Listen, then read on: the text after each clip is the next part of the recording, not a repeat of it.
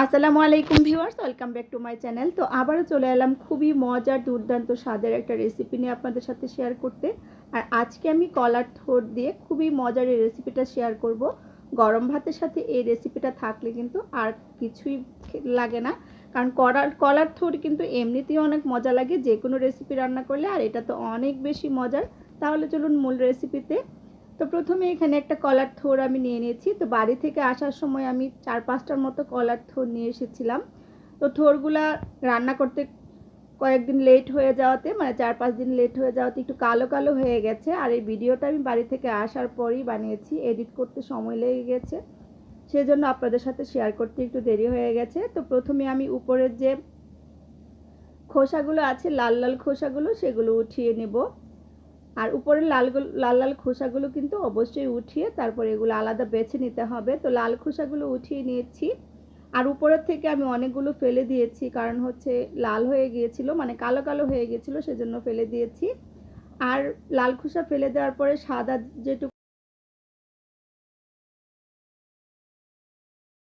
কেটে ভাগ করে নিয়েছি, তারপর এখন কুচি কুচি করে নিচ্ছি, কারণ আজকের এই থোড় রেসিপিটা করব আমি এগুলো ভাপে, মানে সিদ্ধ করে তারপর ব্লেন্ডার করে কলার থোড়ের ঘন্ট রান্না করব। আর কলার থোড় দিয়ে ঘন্ট রান্না করলে কিন্তু ভীষণ ভালো লাগে খেতে। আর এগুলোর যে মাঝখানের যে শক্ত অংশটা থাকে সেগুলো আমি বেছে ফেলে দিচ্ছি, আর সামনের একটা পাতলা সাদা অংশ থাকে সেটাও ফেলে দিচ্ছি। এর থেকে আর বেশি কিছু ফেলার কিন্তু দরকার নেই, এমনিতেই আমি কালো হয়ে যাওয়ার জন্য অনেকখানি ফেলে দিয়েছি। তো সবগুলো আমি একই রকম করে বেছে নিচ্ছি। আর হাতে একটু তেল মাখিয়ে নেবেন, তাহলে দেখবেন আর হাতে কষ ভরবে না, মানে কালো দাগ হবে না। তো এগুলো আমার বেছে নেওয়া হয়ে গেছে, খুব ভালোভাবে ধুয়ে পরিষ্কার করে নিয়েছি। আর এদিকে চলে এসেছি সরাসরি চুলাতে প্যান বসিয়ে অল্প একটু হলুদ গুঁড়ো দিয়ে দিয়েছি, আর দিয়ে দিচ্ছি অল্প একটু লবণ আর হলুদ গুঁড়ো দিয়ে আমি এই কলার থোড় কুচি করে রেখেছি এগুলো আমি সিদ্ধ করে নিব 5 থেকে 6 মিনিটের মতো। বলক ওঠার পর আর 5 থেকে 6 মিনিট আমি এগুলো সিদ্ধ করব, এর থেকে বেশি সিদ্ধ করার কিন্তু প্রয়োজন নেই। নেড়েচেড়ে দিলাম আর ঢাকা দিয়ে দিয়েছি। তো ফিরে আসছি আমি 5-6 মিনিট পর। দেখুন এগুলো আমি সিদ্ধ করে নিয়েছি, এখন আরও অনেকটা কালো হয়ে গেছে। আর এই কালো হয়ে যাওয়াতে কোনো সমস্যা নেই, কিন্তু এতে কিন্তু কলার থোড়ের যে টেস্টের এর কোনো হেরফের হবে না। তো এগুলো আমি ঠান্ডা করে ব্লেন্ড করে নিয়েছি অফ ক্যামেরায়। আর এদিক দিয়ে চলে এসেছি চুলাতে রান্না করার জন্য। মতো তেল দিয়ে আমি দারচিনি, এলাচ আর 2টা তেজপাতা দিয়েছি। আর এগুলো আমি বাড়ি থেকে নিয়ে এসেছি তেজপাতা, আমাদের নিজেদের গাছের। আর এরকম ফ্রেশ তেজপাতা দিয়ে রান্না করলে কিন্তু খেতে ভীষণ ভালো লাগে। আর এখানে আমি দিয়ে দিচ্ছি পেঁয়াজ কুচি, আর পেঁয়াজ কুচিটা অবশ্যই একটু বেশি করে দিবেন। 1 কাপের মতো পেঁয়াজ কুচি আমি দিয়ে দিয়েছি। পেঁয়াজ কুচিগুলো আমি হালকা ব্রাউন কালার করে ভেজে নেব। আমার কিন্তু পেঁয়াজগুলো ভেজে নেওয়া হয়ে গেছে। এখানে আদা রসুন বাটা দিয়ে দিলাম 1 চা চামচ পরিমাণ, দিয়ে আর 1 মিনিট মতো তেলের সাথে খুব সুন্দর করে ভেজে নেব। তো আমার ভিডিওটা ভালো লাগলে একটা লাইক দিয়ে দিবেন, ফ্রেন্ডস ফ্যামিলির সাথে বেশি বেশি করে শেয়ার করে দিবেন।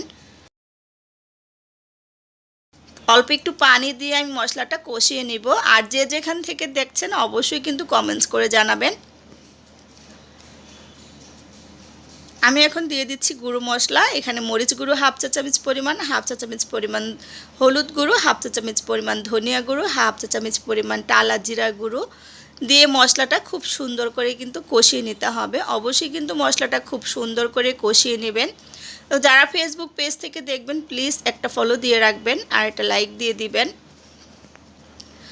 এখানে 1/2 কাপ পানি দিয়ে মশলাটা 4 থেকে 5 মিনিট সুন্দর করে ঢাকা দিয়ে আমি মশলাটা কষিয়ে নিব। যেহেতু আমি থোড় দিয়ে ঘন্ট রান্না করব, অবশ্যই মশলাটা কিন্তু খুব ভালোভাবে কষিয়ে নেবেন। তো ফিরে আসছি আমি 5 থেকে 6 মিনিট পর। খুব সুন্দর করে কিন্তু মশলাটা আমি কষিয়ে নিয়েছি। তেলটা কিন্তু এ পর্যায়ে দেখুন উপরে উঠে এসেছে। তো সেই যে আমি ব্লেন্ড করে রেখেছি কলার থোড়, সেই থোড়টা কিন্তু এখন আমি এ পর্যায়ে দিয়ে দিব। থোড়টা দেওয়ার পর কিন্তু অনবরত নেড়ে চেড়ে এই রান্নাটা করতে হবে, কারণ এই রান্নাতে কোনো পানি দেওয়া যাবে না। কারণ এই থোড় ঘন্ট রান্না করলে কিন্তু এমনিতেই এই পানিটা শুকাতে 10 থেকে 15 মিনিট সময় লাগবে। আমি দিয়ে দিলাম স্বাদ মতো লবণ। এখানে আর কোনো পানি দেওয়ার কিন্তু প্রয়োজন নেই। চুলার জালটা মিডিয়ামে রেখে অনবরত নেড়েচেড়ে কিন্তু আপনারা এটা রান্না করে দিবেন, একদম আঠালো হয়ে না যাওয়া পর্যন্ত। যখন দেখবেন প্যানের গা থেকে ছেড়ে দিয়েছে ঠিক যে এরকম, তখন বুঝবেন যে রান্নাটা হয়ে গেছে। তো আমার রান্নাটা কিন্তু হয়ে গেছে একদম পারফেক্টলি। আর এই ঘন্টটা কিন্তু খেতে ভীষণ ভালো লাগে। আপনারা গরম গরম ভাতের সাথে, রুটির সাথে যেভাবে ইচ্ছা সেভাবেই কিন্তু খেতে পারবেন। তো এখন আমি পরিবেশন করে নিচ্ছি। তো দেখেই তো বুঝতে পারছেন যে এটা কতটা লোভনীয় হয়েছে। আর কলার থোড় আমার কাছে এমনিতেই ভীষণ ভালো লাগে। কলার থোড় দিয়ে যেটাই রান্না করি না কেন, যেভাবেই রান্না করি না কেন, সেভাবেই কিন্তু খেতে ভালো লাগে। তো আশা করি আমার আজকের রেসিপিটা আপনাদের কাছে ভালো লেগেছে। ভালো লাগলে আমার চ্যানেলটা সাবস্ক্রাইব করে পাশে থাকা বেল আইকনটা ক্লিক করে দিবেন। আর অলরেডি যারা এই কাজটা করেছেন তাদেরকে অসংখ্য ধন্যবাদ। তো আজকের মতো বিদায় নিচ্ছি। আবারও দেখা হবে নতুন কোনো রেসিপি নিয়ে। সে পর্যন্ত সবাই ভালো থাকবেন, সুস্থ থাকবেন। আল্লাহ।